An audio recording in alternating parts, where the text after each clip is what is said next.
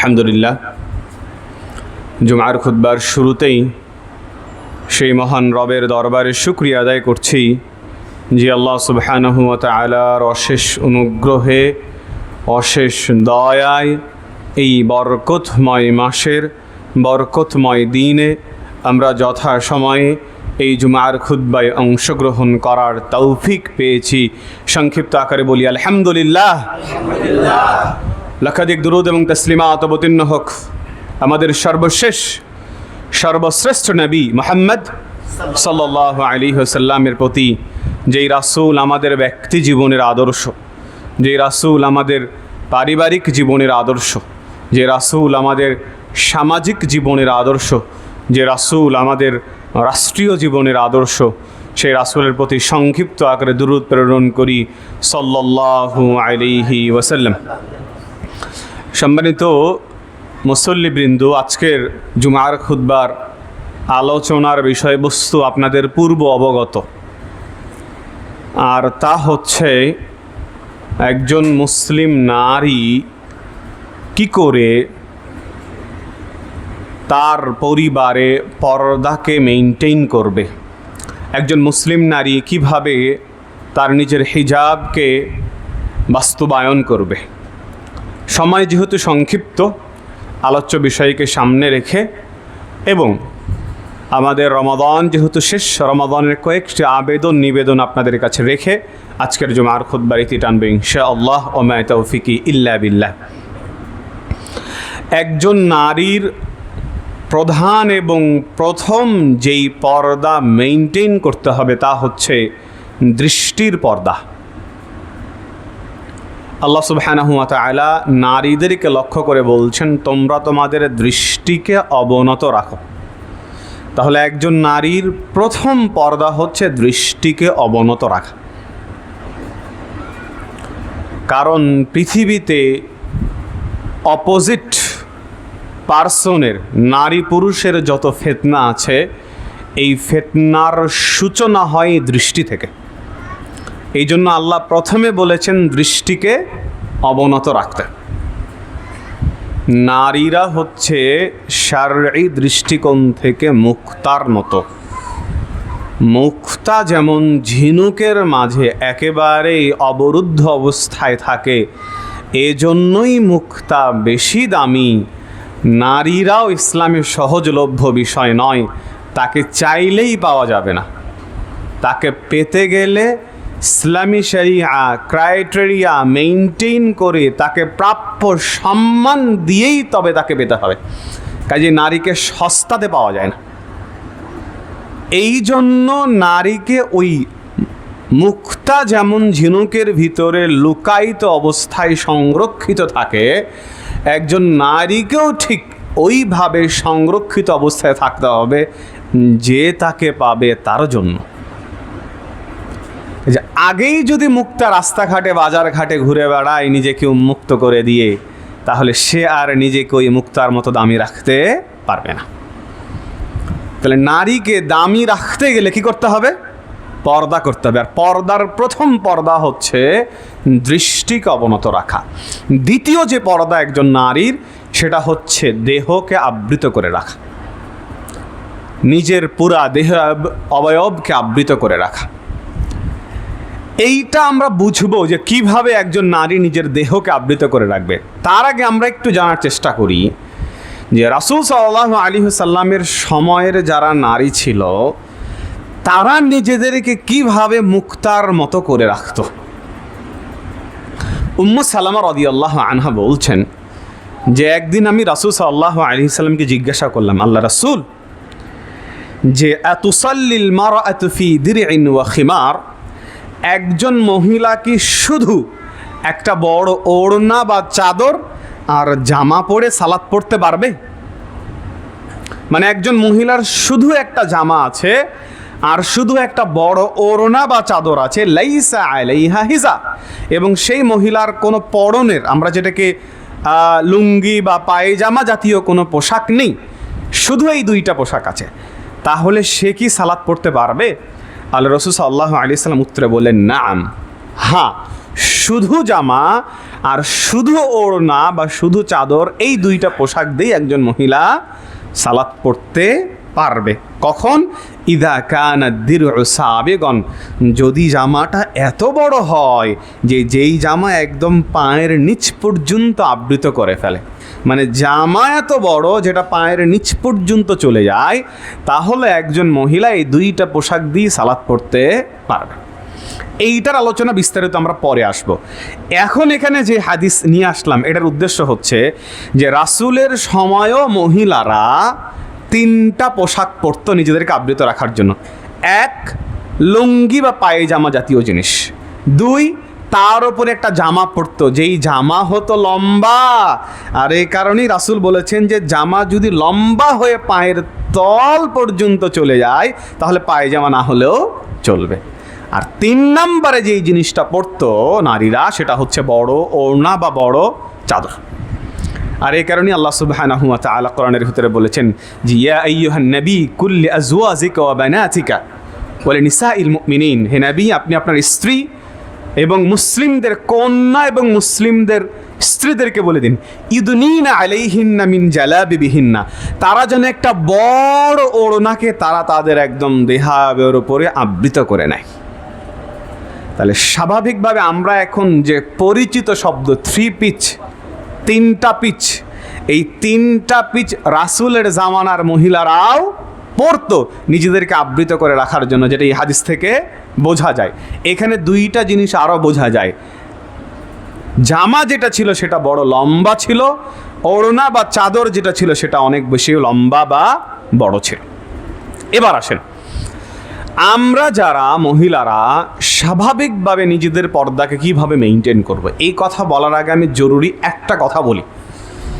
আমাদের এখন বেশিরভাগ মহিলারা বাড়ি থেকে যখন বাইরে বের হয় তখন তারা হিজাব বা পর্দা মেইনটেইন করে বাড়ি থেকে বের হয়, কিন্তু বেশিরভাগ নারী নিজের ঘরে পর্দা রক্ষা করতে পারে না। এইটা আমাদের বাংলাদেশের অন্যতম বড় সমস্যা। ভাবি দেবরের সামনে পর্দা রক্ষা করতে পারে না, মনে করে ও তো বাড়িরই মানুষ, ওর সামনে আবার কিসের পর্দা রক্ষা করতে হবে। একজন মহিলা তার ভাসুর মানে তার স্বামীর বড় ভাইয়ের সামনে পর্দা রক্ষা করতে পারে না। একজন মহিলা তার দুলা ভাইয়ের সামনে পর্দা রক্ষা করতে পারে না। এই ঘরে একজন মহিলা তার পর্দাকে রক্ষা করতে পারে না। সবচেয়ে বড় সমস্যা ঘরে পর্দা রক্ষা করা। সবচেয়ে বড় ফিতনাগুলো হয় এই ঘরে। এই জন্য রাসূল সাল্লাল্লাহু আলাইহি সাল্লাম দেবরকে মৃত্যুর সাথে তুলনা করেছে। কারণ যখন ভাবি এবং দেবর একেবারে স্বাভাবিক হয়ে যাবে তখন ভাবি এবং দেবরের কাছ থেকে মন্দ বিষয় আসাটা স্বাভাবিক। দুলাভাইয়ের সাথে একজন শালিকা যখন স্বাভাবিক হয়ে যাবে তখন দুলাভাই এবং শালিকার ভিতরে মন্দ বিষয় আসাটা স্বাভাবিক। তাহলে আমাদের দেশীয় সমাজে সবচেয়ে বড় সমস্যা হচ্ছে ঘরে পর্দা মেইনটেইন হয় না। বাইরে বাজারে গেলে মহিলারা পর্দা মেইনটেইন করতে পারে। এবার আসেন, একজন মহিলা যখন পর্দাকে মেইনটেইন করবে তখন কিভাবে তার পর্দাকে মেইনটেইন করবে? প্রথম নম্বর, একজন মহিলা যে পোশাক পরিধান করবে সেই পোশাক পাতলা পোশাক হওয়া যাবে না। কেমন পাতলা পোশাক? যেই পাতলা পোশাক পরিধান করলে দেহের আকার আকৃতি বা দেহের বর্ণ বোঝা যায়, এই ধরনের পোশাক পরিধান করা যাবে না। আয়েশা রাদিয়াল্লাহু আনহা বলছেন যে আমার বোন আসমা বিনতে আবি বকর রাদিয়াল্লাহু আনহার একদিন আল্লাহ রাসূলের কাছে আসলেন। তো তিনি এমন একটা পোশাক পরিধান করেছিলেন যে পোশাকটা ছিল পাতলা, আর আসমা তখন সদ্য কেবল বালেগা হয়েছে। তাহলে রাসূল সাল্লাল্লাহু আলাইহি সাল্লাম দেখার সাথে সাথে তার মুখটাকে ফিরিয়ে নিয়ে আসমাকে বললেন, আসমা, যখন একজন মহিলার হায়েজ হয়ে যায়, প্রাপ্তবয়স্কা যখন একজন মহিলার হয়ে যায়, তখন এই ধরনের পোশাক আর ওই মহিলার জন্য পরা বৈধ থাকে না। এই হাদিসের ভিতরে একজন বর্ণনাকারী আছে যার নাম হচ্ছে সাঈদ বিন বাশির। এই বর্ণনাকারীর ব্যাপারে মুহাদ্দিসিনদের কথা আছে। কথার ফলে অনেক মুহাদ্দিসিন হাদিসটাকে দুর্বল বলেছেন। হাদিসটার সূত্রধারা দুর্বল হলেও হাদিসের মূল কথা ঠিক আছে। সেই মূল কথা কি? যে স্বাভাবিকভাবে একজন নারী কোনো পাতলা পোশাক পরিধান করবে না যেই পাতলা পোশাকে তার দেহের বর্ণ দেখা যায়। 2, নারীদের পোশাকের ক্ষেত্রে পোশাক খুব বেশি সংকীর্ণ চাপা পোশাক হওয়া যাবে না। মানে এমন হাত, যেই জামার হাতার ফলে হাত কত বেশি চিকন এবং কত বেশি মোটা সেটা বোঝা যায়। জামা এত বেশি সরু যার ফলে তার দেহের বিভিন্ন অঙ্গ প্রত্যঙ্গ স্পষ্ট বোঝা যায়, এই ধরনের কোনো পোশাক হওয়া চলবে না। আল্লাহ রাসূল সাল্লাল্লাহু আলাইহি সাল্লাম একদিন উসামা বিন যায়েদকে একটা পোশাক উপহার দিয়েছিলেন। তো উসামা বিন যায়েদকে যখন একটা পোশাক উপহার দিয়েছেন, যে পোশাকটা আবার রাসূলকে দিয়েছিলেন দিহিয়াতুল কালবি, তো এই দিহিয়াতুল কালবির দেওয়া পোশাকটা রাসূল আবার দিয়েছেন উসামা বিন যায়েদকে। তো উসামা বিন যায়েদ তখন গিয়ে ওই পোশাকটা আবার তার স্ত্রীকে দিয়েছে পরার জন্য। তো পরের দিন যখন রাসূল সাল্লাল্লাহু আলাইহি সাল্লামের উসামা বিন যায়েদের সাথে সাক্ষাৎ হয়েছে, তখন আল্লাহ রাসূল সাল্লাল্লাহু আলাইহি সাল্লাম উসামাকে বলছে, উসামা, আমি যে তোমাকে গতদিন যে পোশাক দিলাম, তোমাকে যে পোশাক পরিহিত অবস্থা আমি দেখতে পাচ্ছি না। তখন উসামা বিন যায়েদ বলছে, আল্লাহ রাসূল, ওই পোশাক আমি আমার স্ত্রীকে দিয়ে দিয়েছি। তখন আল্লাহ রাসূল সাল্লাল্লাহু আলাইহি সাল্লাম উসামাকে বললেন যে তুমি তোমার স্ত্রীকে দিয়েছো, ভালো কথা, তুমি এটা পড়লে নিজে পড়লে বেশি ভালো হতো, কিন্তু তুমি যে তোমার স্ত্রীকে দিয়েছো, তোমার স্ত্রীকে বলে নিও সে যেন পোশাকের নিচে একটা মোটা আবরণের পোশাক জোড়া লাগিয়ে দেয়, যাতে করে ওই পোশাক দিয়ে দেহে বোঝা না যায়। তার তুমি পুরুষ মানুষ পড়লে সেটা অসুবিধা কম ছিল, যেহেতু তুমি তোমার স্ত্রীকে দিয়েছো, তাহলে কি করবে এখন? নিচে কি লাগিয়ে নিবে? আর একটা মোটা পুরো পোশাক লাগিয়ে নিবে, যাতে করে ওই পোশাকের মাধ্যমে আর নারীর দেহাবয়ব বোঝা না যায়। 3 নম্বর, একজন নারী যে পোশাক পরবে, এই পোশাক একজন নারীর পুরা দেহকে আবৃতকারী পোশাক হতে হবে। কোনো জায়গা ফাঁকা থাকবে আর কোনো জায়গা ঢাকা থাকবে, এই ধরনের পোশাক হওয়া যাবে না। একজন নারী স্বভাবত পোশাক পরার ক্ষেত্রে 5টা অবস্থার সম্মুখীন হতে পারে। এটা একেবারে মুখস্থ করে নিতে হবে সবাইকে, নারী এবং পুরুষ সবাইকে মুখস্থ করতে হবে। একজন নারী স্বাভাবিকভাবে কয়টা অবস্থার মুখোমুখি হতে পারে? 5টা অবস্থার মুখোমুখি হতে পারে পোশাক পরিধানের ক্ষেত্রে। একজন নারী বেগানা পুরুষের সামনে মুখোমুখি হবে। কখন?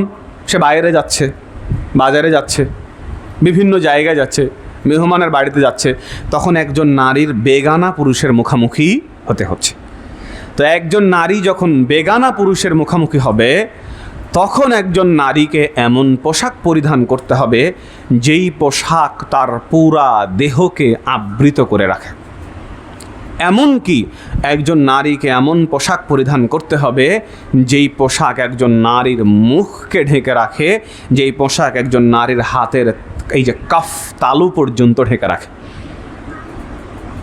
অনেক আলেম ফতোয়া দিয়ে থাকে যে স্বাভাবিকভাবে এই হাতের তালু আর চেহারা খুলে রাখা যাবে।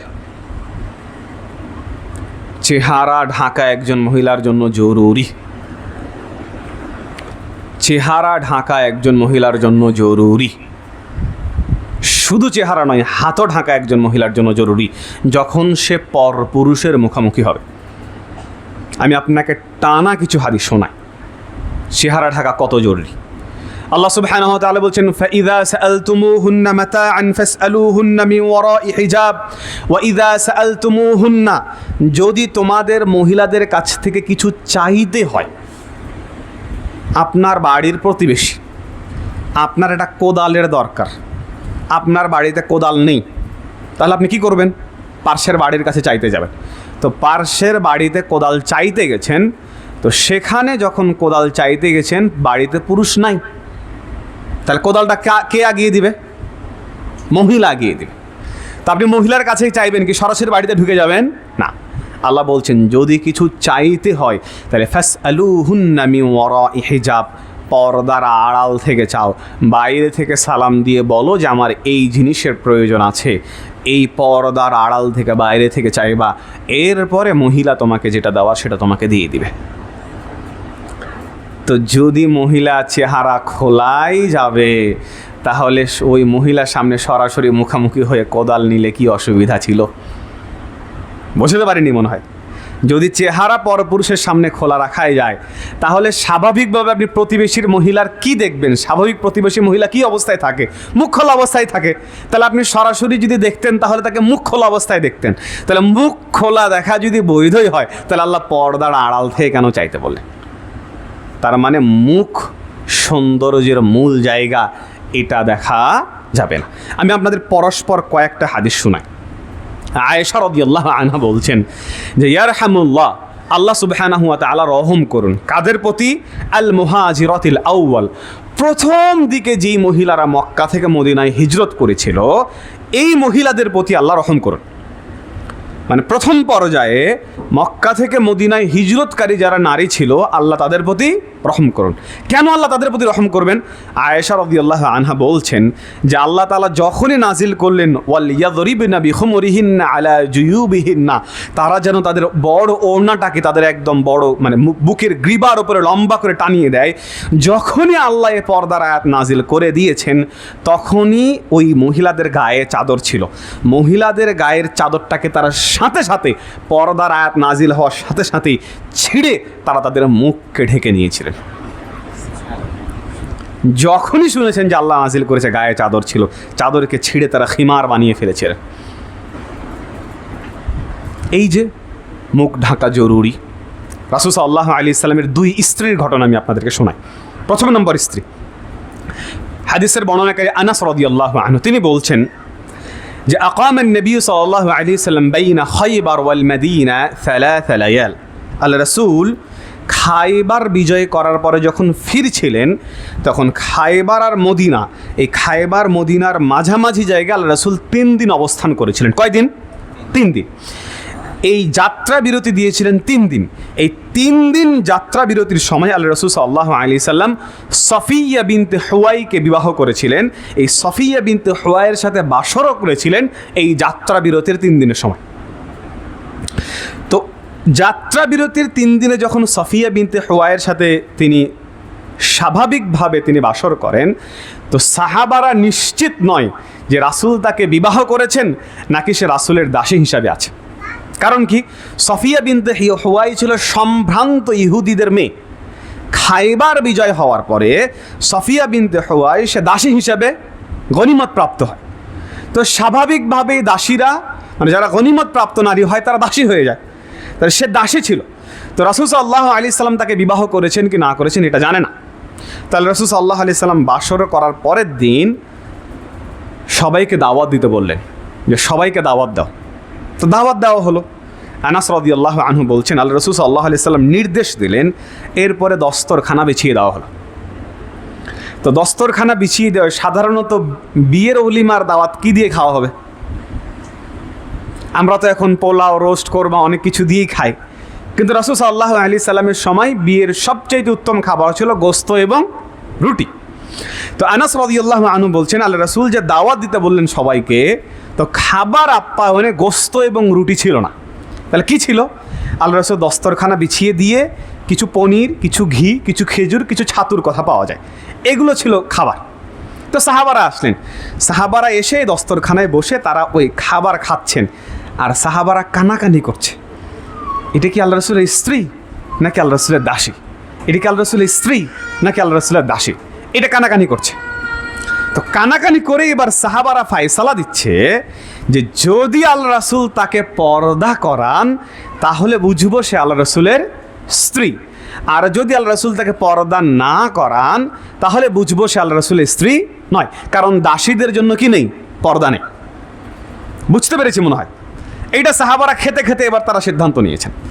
এবার খাওয়া দাওয়া শেষ, সফরের যাত্রা বিরতি শেষ, এবার যাওয়ার পালা। ফালাম্মা ইরতাহালা, রাসূল সাল্লাল্লাহু আলাইহি সাল্লাম যখন এবার যাওয়ার উদ্দেশ্যে বের হবেন, তখন সফিয়া বিনতে হুয়াইকে ওয়াত্তাআলাহা, আল্লাহ রাসূল সাল্লাল্লাহু আলাইহি সাল্লাম তার বাহনের পিছনে বসালেন। মানে আল্লাহ রাসূল বাহনের সামনে আর সফিয়াকে কোথায় বসালেন? পিছনে বসালেন। ওয়ামাদ্দাল হিজাব, আর আল্লাহ রাসূল সাল্লাল্লাহু আলাইহি সাল্লাম সফিয়ার চারিপাশ দিয়ে পর্দা টানিয়ে দিলেন। পর্দা টানানো যদি জরুরি না হবে, মুখ ঢাকা যদি জরুরি না হবে, তাহলে একজন মহিলা তো স্বাভাবিকভাবে সুন্দর পোশাকেই আছে, তাহলে সে বাহনের উপর বসে থাকলে অসুবিধা কী ছিল?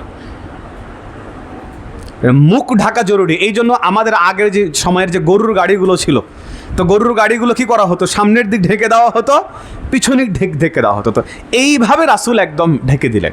বা রিক্সাগুলো ছিল, রিক্সা সামনের দিক কী ছিল, আবরণ করা থাকতো, পর্দা করা থাকতো। তাহলে রাসূল সাল্লাল্লাহু আলাইহি সাল্লাম এভাবে হাওদাজের ভিতরে তার স্ত্রীকে বসিয়ে দিলেন, যাতে করে চেহারা বা মুখ দেখারও কোনো ধরনের সুযোগ না থাকে।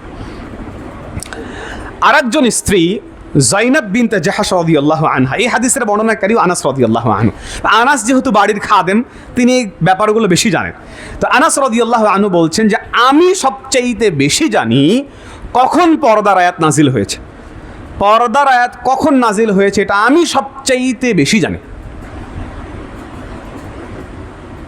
তুবাই ইবনে কাব জিজ্ঞাসা করেছে, তাহলে আনাসকে আপনি বলেন কখন পর্দার আয়াত নাজিল হয়েছে। তো আনাস রাদিয়াল্লাহু আনহু বলছে যে আল্লাহ রাসূল সাল্লাল্লাহু আলাইহি সাল্লাম যায়নাব বিন জাহাশের সাথে বাসর করলেন। যায়নাব বিন জাহাশের সাথে বাসর করার পরের দিন সকালবেলা আল্লাহ রাসূল সাল্লাল্লাহু আলাইহি সাল্লাম আমাকে বললেন যে মদিনার যারা আছে তুমি সবাইকে দাওয়াত দাও। তা আনাস রাদিয়াল্লাহু আনহু এবার দাওয়াত দিতে বেরিয়ে গেলেন। আনাস রাদিয়াল্লাহু আনহু দাওয়াত দিলেন, সবাই আসলেন। যেই খাবার আহার্য ছিল সে আবার আহার অলিমা হিসেবে সবাই গ্রহণ করলেন। এই অলিমায় আবার আনাসের মা উম্মু সুলাইম সে বিশেষভাবে আবার রাসূলের অলিমার জন্য পায়েস বানিয়ে পাঠিয়েছিল, যাতে করে তিনি অলিমায় মেহমানদারি করতে পারেন।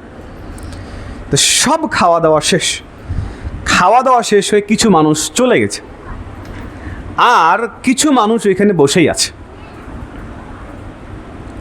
স্বাভাবিকভাবে আমাদের দাওয়াতগুলোতে যেমন হয়, কিছু মানুষ দাওয়াত খেয়ে চলে যায়, আর কিছু মানুষ দাওয়াত খাওয়ার পরে বসে থেকে একদম গল্প করতেই থাকে। তো কিছু মানুষ দাওয়াত খেয়ে চলে গেছে, আর কিছু মানুষ ওখানে বসে থেকে কী করছে, গল্প করছে।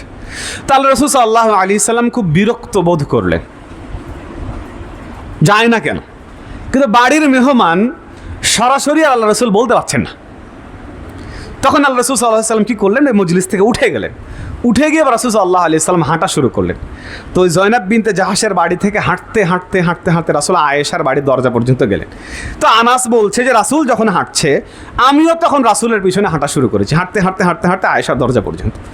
তো রাসূল আয়েশার দরজা পর্যন্ত গিয়ে মনে করলেন হয়তো বা এবার তারা উঠে চলে গেছে।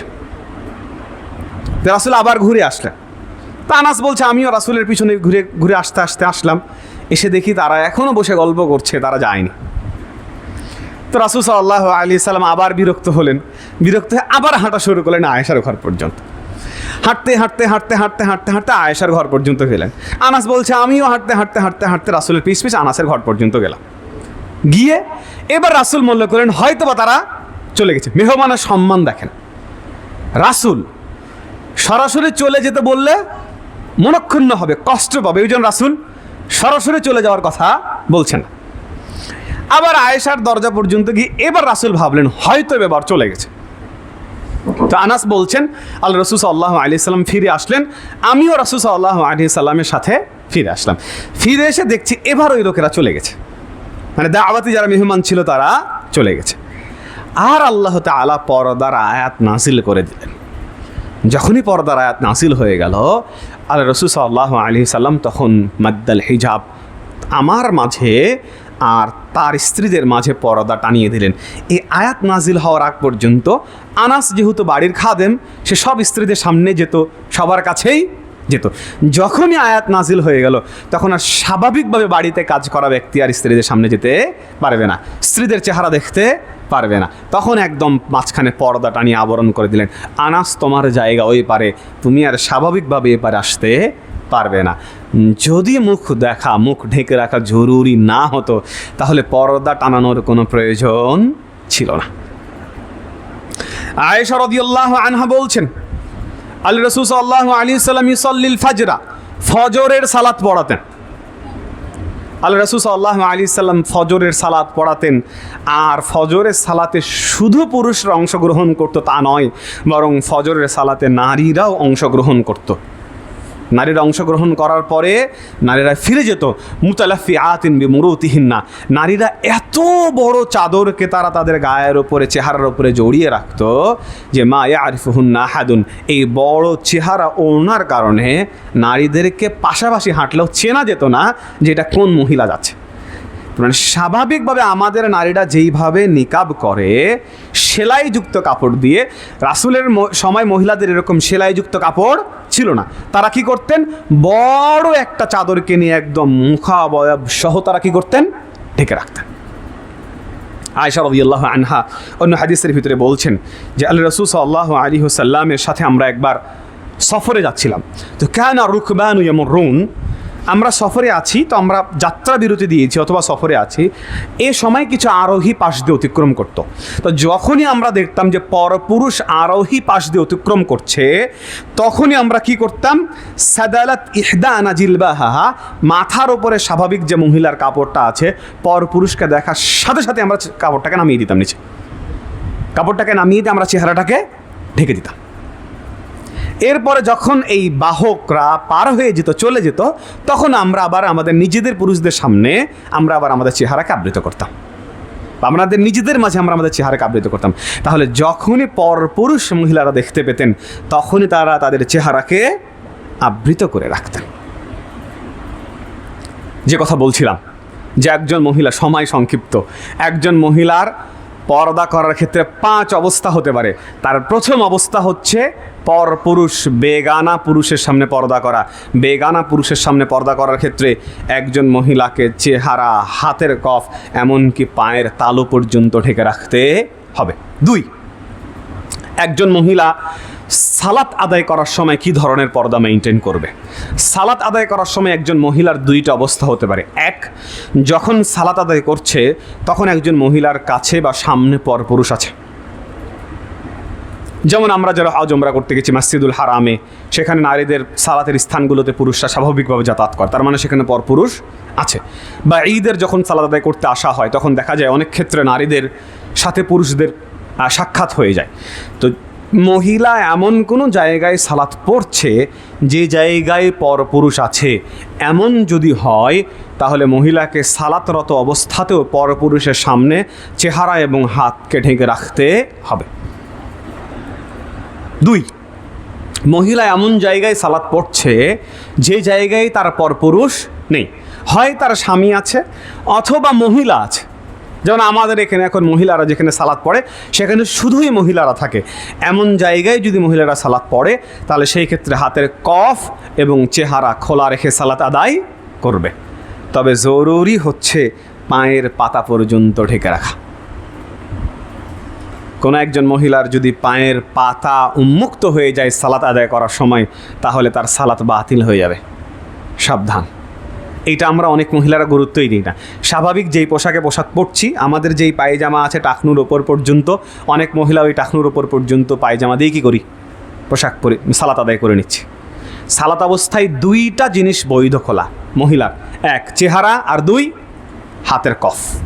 পায়ের তালু পর্যন্ত একদম পরিপূর্ণ জায়গাটুকু ঢেকে রেখে মহিলাদের সালাত আদায় করতে হবে। যদি এটা বেশি উন্মুক্ত হয়ে যায় তাহলে একজন মহিলার সালাত বাতিল হয়ে যাবে। তাহলে সালাত অবস্থায় 2টা পদ্ধতি বললাম। পরপুরুষের সামনে হলে পূর্ণ পর্দা করে সালাত পড়তে হবে, আর পরপুরুষের সামনে না হলে সে মুখ আর হাত খোলা রেখে সালাত আদায় করবে। 3 নম্বর একজন মহিলা যেটা ফেস করতে পারে সেটা হচ্ছে যে তার যারা মাহরাম আছে, এই মাহরামের সামনে একজন মহিলা কি ধরনের পর্দা মেইনটেইন করবে। একজন মাহরামের সামনে মহিলা তার হাতের কফ খোলা রাখতে পারবে, প্রয়োজন সাপেক্ষে হাঁটু পর্যন্ত উঠতে পারে, কনুই পর্যন্ত উঠতে পারে, মাথার চুল প্রয়োজন সাপেক্ষে খোলা রাখতে পারে। বুঝতে পেরেছি মনে হয়? চেহারা খোলা থাকবে, প্রয়োজনে মাথার চুল খোলা থাকতে পারে, কোনোই হাত খোলা থাকতে পারে, পায়ের পাতা খোলা থাকবে, খুব বেশি প্রয়োজনে তার হাঁটু পর্যন্ত খোলা হতে পারে মাহরামের সামনে। এতটুকু পর্যন্ত মাহরামের সামনে বৈধ। কিন্তু মাহরামও যদি যুবক হয়, যেখানে ফিতনার আশঙ্কা আছে, সেখানে নারীদেরকে এগুলো শক্তভাবে মেনটেন করতে হবে। কেমন?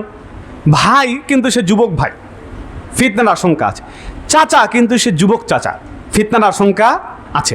এমন যদি ফিতনার আশঙ্কা থাকে তাহলে সেই ক্ষেত্রে যুবক যদি হয় মাহরাম, তাহলে সেই ক্ষেত্রেও তাকে পরিপূর্ণ শক্ত পর্দা মেনটেন করতে হবে। এখন মাহরাম কারা, কাদের সামনে এইটুকু খোলা রাখতে পারবে?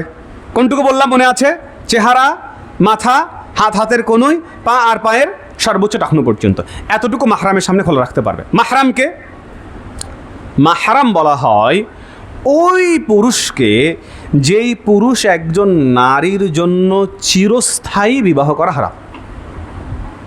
একজন নারীর জন্য যেই পুরুষ চিরস্থায়ী বিবাহ করা হারাম তাকে বলা হয় মাহরাম। চিরস্থায়ী না হয়ে যদি অস্থায়ী বিবাহ করা হারাম হয় সে কখনো মাহরাম হয় না। যেমন দুলাভাইকে বিবাহ করা হারাম, স্থায়ী না অস্থায়ী? অস্থায়ী। যতক্ষণ পর্যন্ত বোন তার ঘরে আছে তাহলে দুলাভাই মাহরাম নয়। বুঝতে পেরেছি মনে হয়? অনুরূপভাবে দেবর মাহরাম নয়। কারণ কি? যদি তার স্বামী তাকে তালাক দিয়ে দেয় তাহলে দেবরের তার জন্য বিবাহ করা বৈধ। তাহলে দেবর হারাম কিন্তু অস্থায়ী হারাম, এই জন্য দেবরও কি নয়? মাহরাম নয়। তাহলে মাহরামকে যাকে একজন নারীর বিবাহ করা চিরস্থায়ী হারাম সে হচ্ছে মাহরাম। এরকম ক্যাটাগরি প্রধানত 5 ক্যাটাগরি। 1, পিতা এবং পিতার ঊর্ধ্বতন যারা আছে। পিতা এবং পিতার ঊর্ধ্বতন যারা আছে, পিতার ঊর্ধ্বতন দাদা, দাদার ঊর্ধ্বতন দাদার বাবা, তাহলে পিতা এবং পিতার ঊর্ধ্বতন যারা এরা হচ্ছে মাহরাম। 2, সন্তান এবং সন্তানের নিম্নতম যারা আছে। সন্তান মানে নিজের ছেলে, নিম্নতম মানে ছেলের ছেলে, ছেলের ছেলে, তার মানে ছেলে এবং নাতিপৌত্র যা আছে এগুলো হচ্ছে নিম্নতম, এগুলো হচ্ছে মাহরাম। 2 নম্বর ক্যাটাগরি। 3, ভাই। ভাই 3 ক্যাটাগরির হতে পারে। কয় ক্যাটাগরি? 3 ক্যাটাগরি। 1, নিজের ভাই। নিজের ভাই বলতে আপন ভাই আমরা যেটাকে বলি, বাপও এক মাও এক। 2, সৎ ভাই, মানে মা আলাদা বাবা এক, অথবা বাবা আলাদা মা এক, যেটাকে বলা হয় আপন ভাই, বৈপিত্রীয় ভাই, বৈমাতৃয় ভাই। তার মানে নিজের বাবা মা এক, মা আলাদা বাবা এক, বাবা আলাদা মা এক, এই সকল ভাইয়েরা হচ্ছে মাহরাম। বুঝতে পেরেছি? ভাই গেল 3 নম্বর ক্যাটাগরি। 4 নম্বর ক্যাটাগরি হচ্ছে ভাতিজা বা ভাগিনা, মানে একজন মহিলার ভাইয়ের যারা সন্তান তারা একজন মহিলার মাহরাম, মানে ভাতিজারা মাহরাম। অনুরূপভাবে একজন মহিলার ভাগ্নি যারা, মানে ভাগ্নে যারা, বোনের ছেলেরা হচ্ছে একজন মহিলার মাহরাম। 4 নম্বর ক্যাটাগরি। 5 নম্বর ক্যাটাগরি হচ্ছে চাচা এবং মামা। একজন মহিলার চাচা, সকল ধরনের চাচা, সেটা নিজের চাচা হোক, আর শুধু ভাইয়ের দিকের চাচা হোক, আর শুধু মায়ের দিকের চাচা হোক। আবার মামার ক্ষেত্র একদম আপন মামা হোক, অথবা বাপের দিকের মামা হোক, অথবা মায়ের দিকের মামা হোক। এই 5 ক্যাটাগরি, প্রধানত 5 ক্যাটাগরি হচ্ছে মাহরাম। তাহলে একবার আমি এক নজরে বলি, পিতা পিতার ঊর্ধ্বতন, সন্তান সন্তানের নিম্নতম, এরপরে ভাই, এরপরে ভাতিজা ভাগিনা, এরপরে হচ্ছে চাচা মামা। প্রধানত এই 5 ক্যাটাগরি হচ্ছে মাহরাম। এই 5 ক্যাটাগরির সাথে আরও হুবহু 5 ক্যাটাগরি লাগবে, সংযুক্ত হবে। তারা কারা? তারা হচ্ছে দুধ সম্পর্কের 5 ক্যাটাগরি, হুবহু এই 5 ক্যাটাগরি। মানে নিজের বাবা যেমন মাহরাম, দুধ বাবাও তেমন মাহরাম। নিজের ভাই যেমন মাহরাম, দুধ ভাইও তেমন মাহরাম। নিজের ভাতিজা যেমন মাহরাম, দুধ ভাতিজাও তেমন মাহরাম। নিজের মামা যেমন মাহরাম, নিজের চাচা যেমন মাহরাম, দুধ চাচা দুধ মামাও তেমন মাহরাম। তাহলে প্রথমত এই বংশীয় কারণে যেই 5 ক্যাটাগরি মাহরাম হয়, কেউ যদি কারো থেকে দুধ পান করে তাহলে দুধ সম্পর্কীয় কারণে এই 5 ক্যাটাগরি কি হবে? মাহরাম হবে। এরপরে বৈবাহিক সম্পর্কের কারণে মাহরাম হয় হচ্ছে 4 ক্যাটাগরি। 1, শ্বশুর। একজন মহিলার শ্বশুর তার জন্য চিরস্থায়ী হারাম। মানে একজন মহিলাকে তার ছেলে যদি তালাকও দিয়ে দেয় বা ছেলে যদি মারাও যায়, তারপরেও শ্বশুরের বৌমাকে বিবাহ করা আজীবন হারাম। তাহলে শ্বশুর হচ্ছে মাহরাম। 2, জামাই। একজন মহিলার জামাই তার জন্য চিরস্থায়ী হারাম। মেয়ের সাথে বিবাহ হয়েছে মানে মেয়ের সাথে যদি তার জামাইয়ের মিলন না হয়ে থাকে, সহবাস না হয়েও থাকে, শুধু কবুল সম্পূর্ণ হয়েছে, তবুও জামাই একজন মহিলার জন্য চিরস্থায়ী কি হয়ে যায়? হারাম হয়ে যায়। তাহলে শ্বশুর চিরস্থায়ী হারাম, জামাই চিরস্থায়ী হারাম। এরপরে সৎ ছেলে, একজন মহিলার স্বামীর আর এক স্ত্রীর ছেলে, একজন মহিলার স্বামীর আর এক স্ত্রীর ছেলে, যেটাকে আমরা কি ছেলে বলি? সৎ ছেলে বলি। এই সৎ ছেলে একজন মহিলার জন্য চিরস্থায়ী হারাম। অনুরূপভাবে সৎ বাবা, একজন মহিলার মা, তার যেই সৎ বাবা মানে তার ওই মহিলার আগে অন্যত্র বিবাহ হয়েছে, তাহলে অন্যত্র বিবাহ হলে কি হয়? সৎ বাবা হয়। এই সৎ বাবা একজন মহিলার জন্য চিরস্থায়ী হারাম। এই 4 ক্যাটাগরি, শ্বশুর, জামাই, সৎ ছেলে, সৎ বাবা, এগুলো বিবাহের কারণে, বৈবাহিক কারণে কি হয়ে যায়? হারাম হয়ে যায়। এবং এই বৈবাহিক কারণে হারাম হলেও এটা চিরস্থায়ী হারাম হয়ে যায়। তাহলে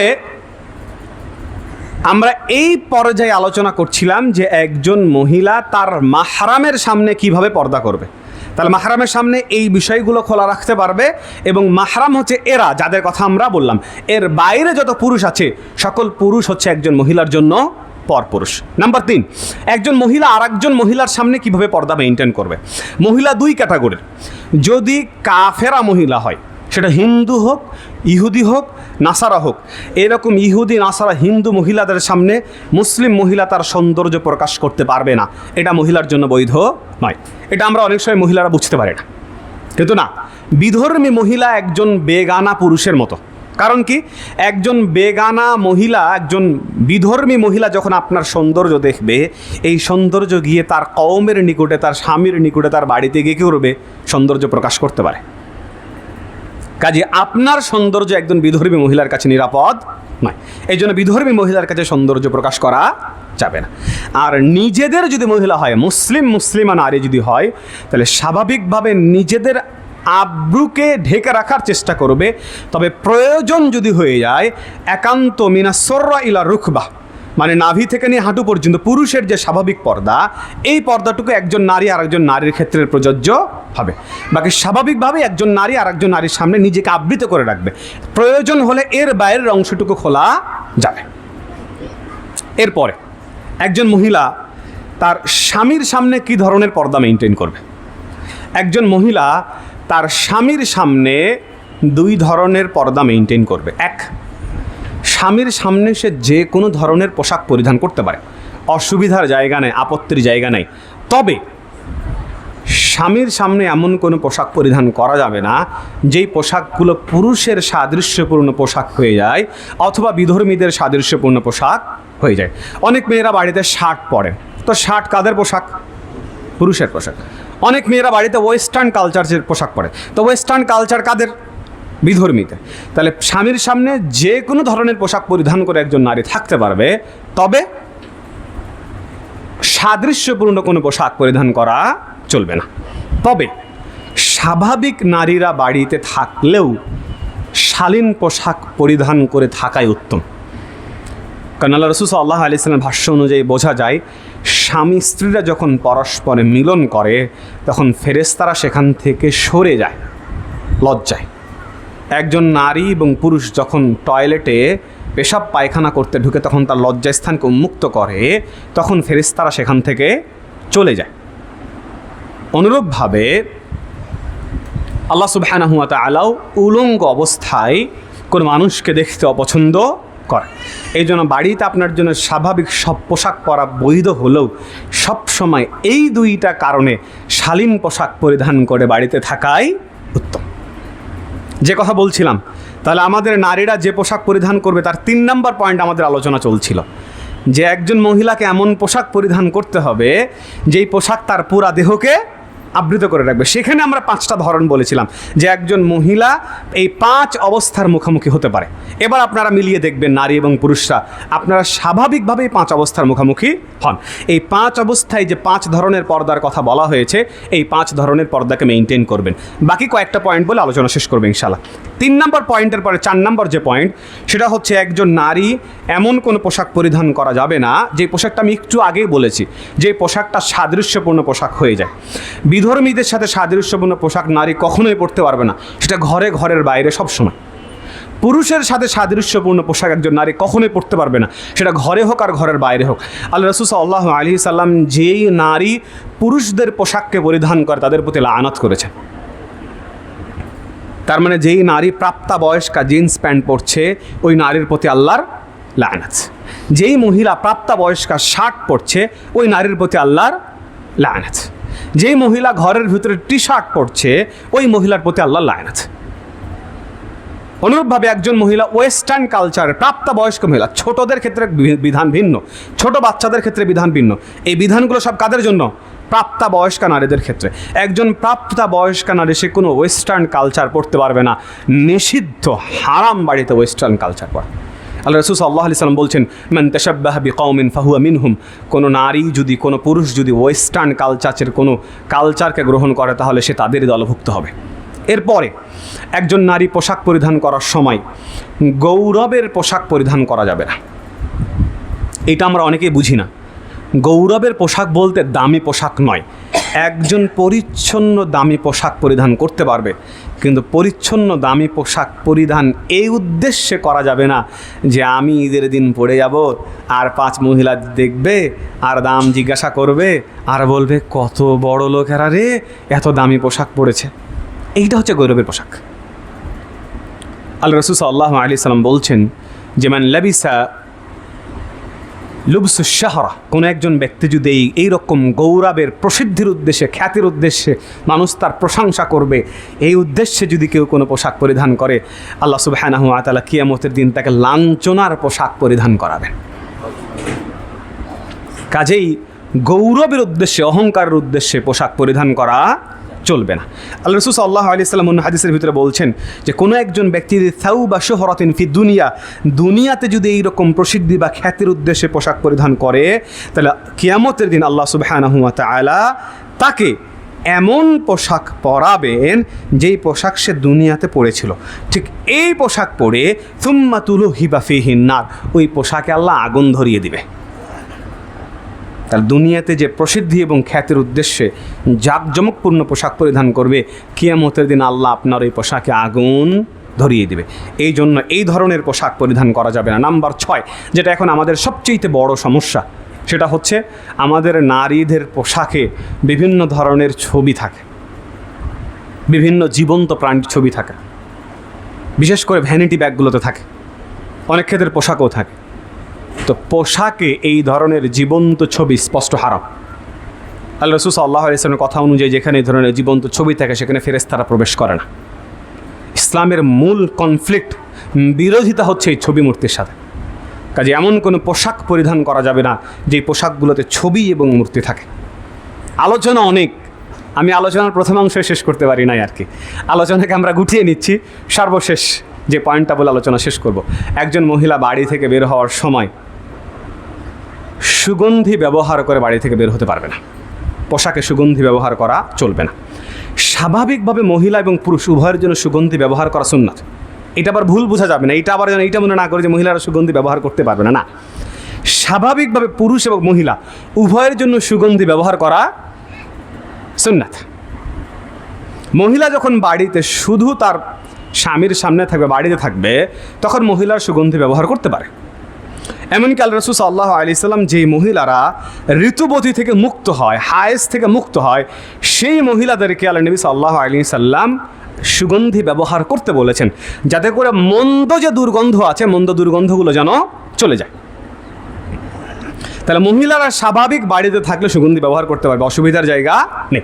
কিন্তু মহিলারা যখন বাড়ি থেকে বাইরে যাবে, তখন বাড়ি থেকে বাইরে যাওয়ার দুইটা অবস্থা। এক, পরপুরুষের সামনে যাবে কি যাবে না। যদি মহিলা বাড়ি থেকে বের হয়ে পরপুরুষের মুখোমুখি হওয়ার বিন্দু পরিমাণ সম্ভাবনা থাকে, তাহলে একজন মহিলার জন্য সুগন্ধি ব্যবহার করে বাড়ি থেকে বের হওয়া হারাম। আল্লাহ রাসূল সাল্লাল্লাহু আলাইহি সাল্লাম বলছেন, আইয়ুমা ইমরাআতিন ইস্তা'তারাত ফামাররাত বিল মাজলিস, কোনো একজন মহিলা যদি সুগন্ধি ব্যবহার করে এরকম বেগানা লোকালয় পুরুষের পাশ দিয়ে অতিক্রম হয়, ফাহিয়া কাদা ওয়া কাদা, আল্লাহ নবী সাল্লাল্লাহু আলাইহি সাল্লাম বলছেন ওই মহিলা জিনাকারিনী, ওই মহিলা জিনাকারিনী। কিন্তু আপনি আপনার স্বামীর সাথে বের হয়েছেন যেখানে পরপুরুষের ছোঁয়া নেওয়ারও কি নেই, বিন্দু পরিমাণ সুযোগ নেই, যেখানে আপনার সামনে বিন্দু পরিমাণ পরপুরুষ মুখোমুখি হবে না, সেখানে আপনি সুগন্ধি ব্যবহার করে বাইরে যেতে পারেন, অসুবিধা নেই। কিন্তু স্বাভাবিকভাবে আমাদের রাস্তাঘাট, পরিবেশ পরিজনের যে অবস্থা, বাইরে বের হলে, বাড়ি থেকে দরজা থেকে বের হলেই পরপুরুষের আপনাকে মুখোমুখি হতে হবে। আল্লাহ রাসূল সাল্লাল্লাহু আলাইহি সাল্লাম বলেছেন, পুরুষের সুগন্ধি হচ্ছে যার কালার হবে কম, ঘ্রাণ হবে বেশি। আর মহিলার সুগন্ধি হচ্ছে যার ঘ্রাণ হবে কম, কালার হবে বেশি। এই জন্য রাসূল সাল্লাল্লাহু আলাইহি সাল্লামের সময় মহিলারা জাফরান, আমরা যেটা জাফরান বলি, এই জাফরানের সুগন্ধি ব্যবহার করতো। তো জাফরানের সুগন্ধির চাইতে জাফরানের কালার বেশি মহিলারা ব্যবহার করতো, পুরুষরা জাফরান ব্যবহার করতো না। আল্লাহ রাসূল সাল্লাল্লাহু আলাইহি সাল্লাম পুরুষদেরকে জাফরান ব্যবহার করতে দেখলে নিন্দা করতেন। তাহলে পুরুষের সুগন্ধ হবে এমন যার ঘ্রাণ হবে কম কিন্তু কালার হবে বেশি, নারীদের ক্ষেত্রে। আর পুরুষের হবে ঘ্রাণ বেশি কিন্তু কালার হবে কম। সম্মানিত উপস্থিতি, আমরা আলোচনা করছিলাম যে একজন মহিলা কী ধরনের পোশাককে মেনটেন করবে, তার বেশ কিছু পয়েন্ট আমরা আলোচনা করেছি। আমরা আল্লাহর কাছে দোয়া করি আল্লাহ সুবহানাহু ওয়া তাআলা যেন আমাদের পরিবারে প্রকৃত অর্থে খালেস যেই পর্দা, সেই খালেস পর্দা বাস্তবায়ন করা তৌফিক দান করেন। সকলেই বলুন আমিন।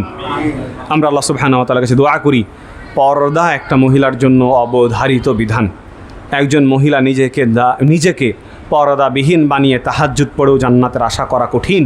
ঠিক তেমনি একজন পুরুষ নিজের বাড়িতে সকল ধরনের দ্বীনি কার্যকর্ম বাস্তবায়ন করে নিজেকে দায়ুস হিসেবে বানিয়েও জান্নাত পাওয়া কঠিন। তাহলে একজন পুরুষ যখন বাড়িতে পর্দা বাস্তবায়ন করতে পারে নাই, তাহলে সেই পুরুষ কোথায় চলে গেছে? দায়ুসের ক্যাটাগরিতে চলে গেছে। এই জন্য মহিলার পর্দা করা যেমন জরুরি, পরিপূর্ণ পর্দা করা যেমন জরুরি, একজন পুরুষের পরিপূর্ণ পর্দা বাস্তবায়ন করাও তেমন জরুরি। আমাদের বর্তমান সময়ের বোরখার বিভিন্ন কালার, বিভিন্ন ডিজাইন, বোরখার ওপরে বিভিন্ন ধরনের এমব্রয়ডারি কাজ করা থাকে। এই ধরনের বোরখা পরা না পরা একজন মহিলার জন্য সমান। এমন পোশাক পরে একজন মহিলা বাইরে বের হওয়া যাবে না যেই পোশাকই একজন পুরুষকে আকৃষ্ট করে, মানে পোশাকই দেখতে সুন্দর। তাহলে বোরখার ওপরে যদি বিভিন্ন ধরনের এমব্রয়ডারি করা থাকে, তাহলে স্বাভাবিকভাবে ওই বোরখায় মানুষকে আকৃষ্ট করবে। তো এই জন্য একজন নারী এমন বোরখা হতে হবে, সেটা এক কালারের, সেটা যেই বর্ণেরই হোক না কেন, এবং এমন কালার হতে হবে যেই কালারটা যেন আই ক্যাচিং না হয়, স্বাভাবিকভাবে কালারটা যেন মানুষের দৃষ্টিকে আকর্ষণ না করে। এই জন্য কালো, সাদা, যেটা স্বাভাবিকভাবে একজন মানুষের দৃষ্টিকে আকর্ষণ করে না, এই ধরনের কালারের বোরখা চয়ন করে, এক কালারের বোরখা চয়ন করে নারীদেরকে বোরখা পরে পর্দা করতে হবে, অন্যথায় পর্দার নামে অপর্দা হয়ে বসে থাকবে। সম্মানিত উপস্থিতি, আজকের এই গুরুত্বপূর্ণ বিষয়টাকে যেন আমরা আমাদের জীবনে ধারণ করতে পারি। সকলেই বলুন আমিন। ও আখির দাওয়ানা আলহামদুলিল্লাহি রাব্বিল আলামিন।